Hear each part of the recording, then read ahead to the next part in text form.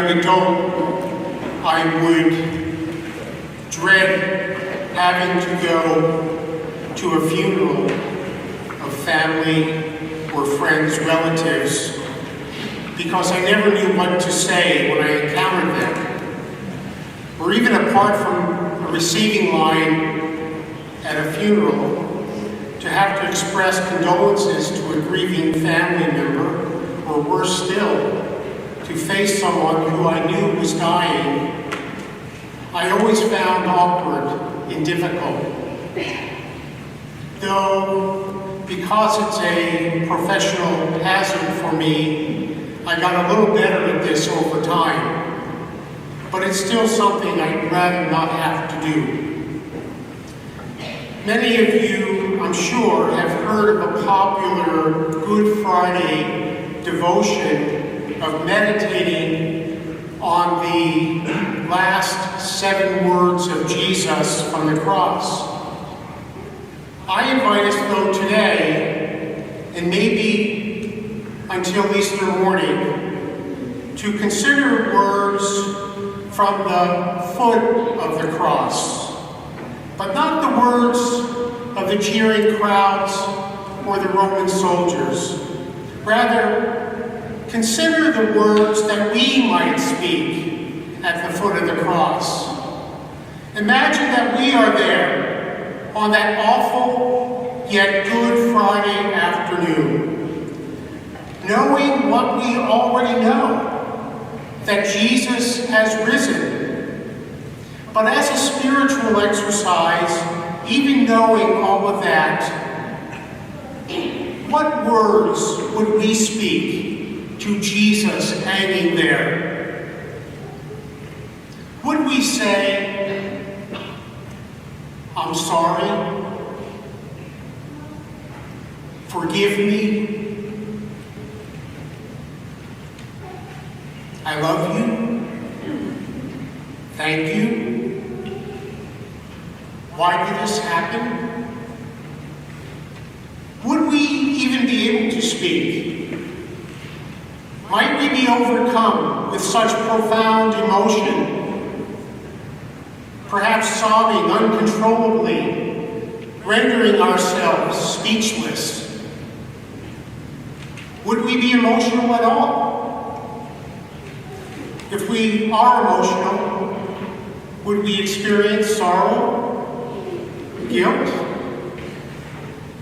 gratitude, fear, anger? What do we imagine it would be like? What might our words be to Mother Mary, or the beloved disciple, or to the other Marys? Would we choose to address them rather than say anything to Jesus? Friends, I suggest that as Christian believers, we must encounter Jesus on the cross. We're not excused, since this event already occurred some 2,000 years ago, nor do we only have to take up these questions once a year. Father Richard John Newhouse, of Death on a Friday afternoon, reminds us, Good Friday is not just one day of the year confined to Holy Week. Every day is a good day to think more deeply about Good Friday, which is the drama of the love by which we are sustained. For as uncomfortable we may feel, or as difficult it may be imagining ourselves at the foot of the cross, it is important to know that the crucifixion is the supreme expression of the unfathomable love God has for each and every one of us, no exceptions. His love of us personally, not in some generic or collective way. As we stand figuratively at the foot of the cross, we are in fact at the epicenter or ground zero of God's love personally for each of us. It is where the power of that love is concentrated most fully. And however we might imagine feeling while at the foot of the cross, it is literally crucial to know and to feel in our heart of hearts that Jesus dying, dead on the cross, has everything to do not only with God's loving us, but our invitation to love God. We may not understand why or how this is so.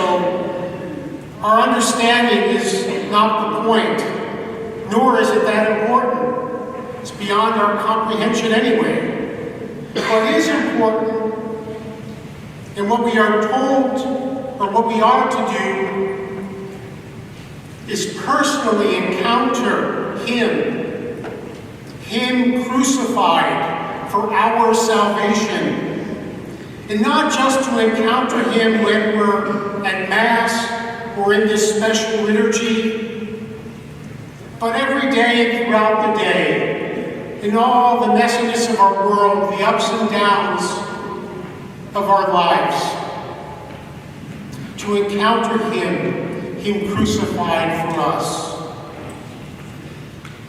As this solemn liturgy continues, and especially as we're invited to approach and venerate the cross, in our seriousness about our faith, and with deliberate reverence, consider what we might want to say to Jesus in our hearts.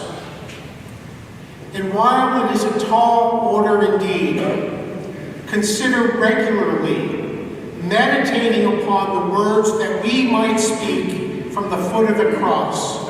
For as we do, we'll realize the most vivid expression of love we'll ever experience.